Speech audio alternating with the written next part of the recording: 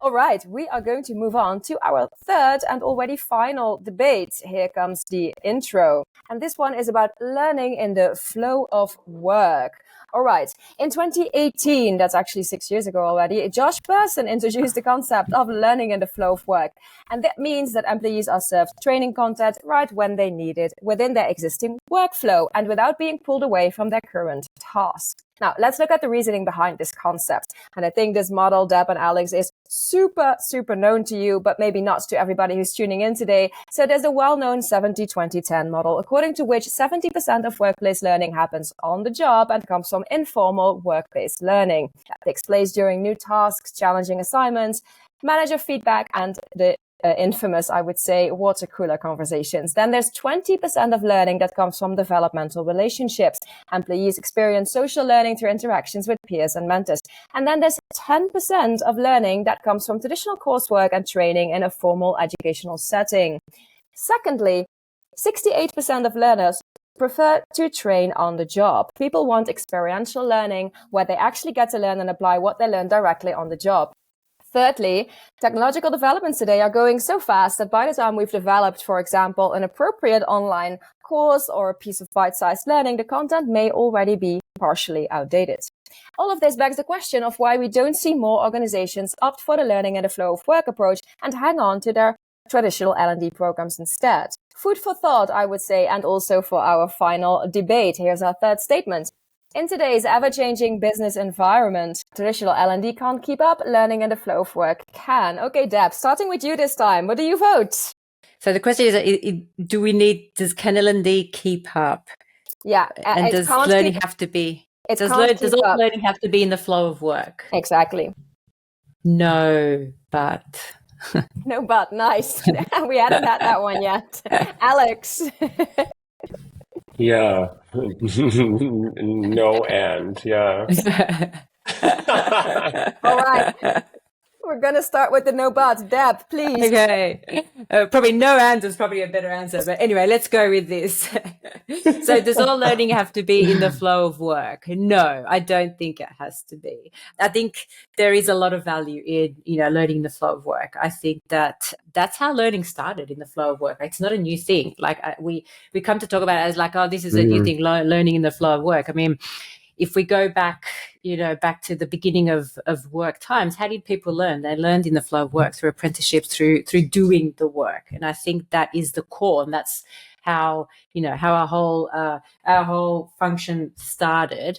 Can we transition from that journey that we've been on, where learning is an add-on, where learning is an event, where learning is something that is sort of side by side to the work? Is that the model, or is it a combination of both? I think it's a combination of both. So there's definitely value in the learning that is deliberate, that's deep, that is removed from the work. And there are certain areas or certain topics that require that kind of attention to actually learn. And it's a process that happens over time, and you can't build that into the fast-paced nature of workplaces. So it depends on what it is that we're learning. Can the majority of the learning happen in the flow of work? Yes, it can. And yes, as L&D professionals, we should be thinking more and more how we embed and how we sort of really make the most of the moments and know what moments are happening in the flow of work, where we can embed or where we can really, bring learning to the fore. And how do we support that? I think that is a transition that as learning professionals, we need to really make the most of the technology that we have these days and to really think about that. But I do think that there's still value in the traditional L&D and what that offers. Thank you, Deb. All right, let's go to Alex for the no and. Yeah, well, I really agree with things that Deb has mentioned. I also don't like this tone of L&D having this brand of like this big ship that is hard, like so difficult to move and, outdated and so on. I think there's a lot of L&D experts that are like moving really with the pace and quite agile. And I do think that if I would like to let go of something, I think it's that, because that doesn't really, and I think the topic of ROI from before, I think everyone wants to do a good job and to kind of be connected to the business as well. And in this particular space, I do think it's just like question, like for food, you need both the plate and the cutlery. Well, you do need both to eat. I mean, yeah, for something to done, but that's besides the point. Because you do need both things to work. And I think as Deb mentioned, they serve a different purpose. People really like to be sometimes taken away from their desk and in a different environment and think and so on. And I'm also not sure, do we need to train people for learning on the flow of work? I've never gotten that education. Like, how do you do that? Do you know how my flow of work? I have Zoom meetings or Zoom Teams meetings, one after another, and I need to learn something, and I chat GPT it now, and I'm like, okay, how do you do this? And I usually have 15 minutes to learn it. But if something broader, I know I don't have time in the moment, so I'll just kind of speed it up. So I do think that I like the concept of flow of work, and it sounds such like a silver bullet a little bit. It sounds, you get both the time and the efficiency and you get to learn, but how do you really embed it in a world where everything is competing for our attention, and making sure you actually, because for learning to work, you need to understand something, you need to reflect, and you need time for both a bit.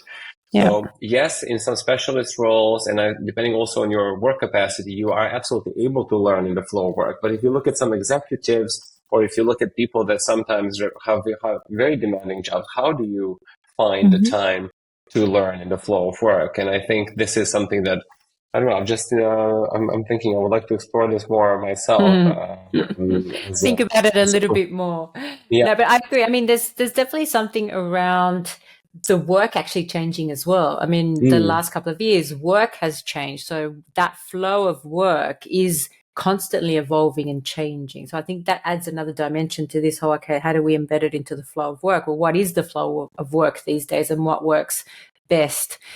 We can't think, it's the, factory assembly line and we can fit it in. We know at what points to fit in the learning. So I think that just makes it more challenging. And I think to your point, Alex, of work, is part of the work learning? Is it, part of it? Like, sometimes it is. So, do we separate it? How do we separate it?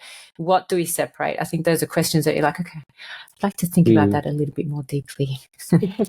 Yeah, I think when I was listening to you just now, I thought of something else as well. I think it's very true what you mentioned, Alex, is that it sounds a bit like a silver bullet, right? Learning in the flow of work. And when I hear about it, I'm imagining indeed this workplace, whatever kind of workplace it is, and people are spontaneously learning from each other, and this is almost like a natural, organic process. But then the reality now is, and not for everybody, of course, but for a lot of people it is, that they either work in hybrid mode or they work fully remotely. And that's what you mentioned, I think, Alex, as well. You often go from one Zoom meeting to the next, et cetera, et cetera. You are working from your home or from wherever. And so then how does learning in the flow of work happen? And that's what Deb was also mentioning, learning in the flow of work thing. Since everything evolves, that also evolves. But it could be a different statement if I would say, like, okay, in a hybrid or remote setup, learning in the flow of work is not possible because it needs to be then it needs to be intentional. I remember Deb and I had a podcast about that years ago. It needs to be done intentionally, creating these learning and flow of work moments. But to what extent is it then still something that happens spontaneously? Anyhow, some thoughts. So please share your thoughts. I think the other point that comes up for me as we talk is that whole aspect of the value that the learning out separated from the flow of work is the relationship building, the connections, and all those things that happen you could say as a byproduct of the learning, but they're really core to learning because, we're social beings. There's a lot to be said, and there's a lot of research around social learning. So how do we, what's the focus on that, and how do we build that social aspect into the flow of work when we're remote, working by ourselves, sort of at home, going from Zoom meeting to Zoom meeting? So I think there's more to think about in that regard. We are now actually moving from, we've had, because of COVID, fully online kind of induction. And we've seen that people with that have lost a bit sense of community and belonging, but also ability to learn from each other as well. And we are now moving as much as we can face to face for the new starters in some of the roles, because we want to ensure that engagement and basically learn from each other. But I think it's an interesting topic that I think will evolve further with AI, as in what is learning and what 100%. is having an assistant. Yes. That's a whole nother topic, but yes. No, but I mean, the concept in itself, I think that's something we all three agree on, actually, is that I think it can be super valuable for all of the, in my eyes, mostly for the things that we call indeed like the byproduct, like it's the relationship building that you then have with colleagues. And also, I think I can imagine that it would make people feel proud and happy to be able to share their knowledge with colleagues, of course. So there's something happening there as well. So I think from that aspect, the learning in the flow of work is fantastic. I have one other thing, and it's not... and I'm just going to say that it also ties back to the first question around recognition and reward. And that social recognition is also something that's, it's not just in terms of incentives, but recognizing and having that recognition from others is also a big motivator. 100%. So I think it has so many really, really important, actually, additional benefits for how people feel about the work that they're doing, the company they're working for. But I think that was something we think about that in the same way. Then something else, and it was something I mentioned in the intro to this statement, and this is just something personally I'm super curious about, because I do see this pop up every now and then about developments are going so quickly, so the learning and development or the training and the courses that we do, they cannot keep up with the developments. Is this actually something that is true, or is this just something that's being, shouted because it makes for interesting content? This is my genuine curiosity. So I'd love to hear your thoughts on that, if you have any. Well, I think it's hard to give a definite answer. What I can say is that running an L&D function is like having a garden. Like everything will be, you have to kind of maintain things all the time. You have to understand what's in your portfolio, is it relevant, and so on. So for some people, it will be true it's completely outdated and it's useless. And for others, it requires focus, and it actually is a lot of work to make sure your programs are relevant.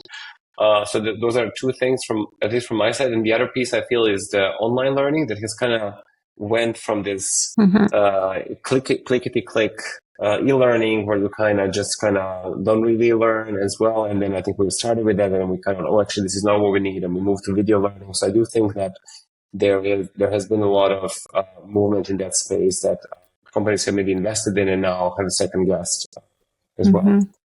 Yeah. I mean, I definitely think there is an element of truth to that things are moving very quickly and it is hard to keep up. I mean, AI is a perfect example. I mean, it's if you look back the last 6-12 months, it's moved at an incredible pace. So we, as L&D professionals, we do need to be in some way trying to keep ahead of, how do we think about this? How do we think about upskilling? And is the way that we're doing it still in line with expectations? Is it still providing the value? And do we have to adapt? And I think, yes, there is a big element of we're having to adapt to keep up. Yes. Yeah. And maybe also would depend on what audience you have in your organization. So some will need to stay ahead of the market with their skills, or some other skills will be maybe transferable. There'll be things that are just needed as it is. I do think that's a model that we would need to look into to understand. Are you outdated or not? But the things are moving fast. They are. Yes. Yeah. I think that's another thing that we can probably all agree on. All right. Well, thank you so much, both of you, because this brings us to the end of the episode already. So again, really, really, really big thank you for joining me today. I hope you enjoyed it. Yes, it was lovely.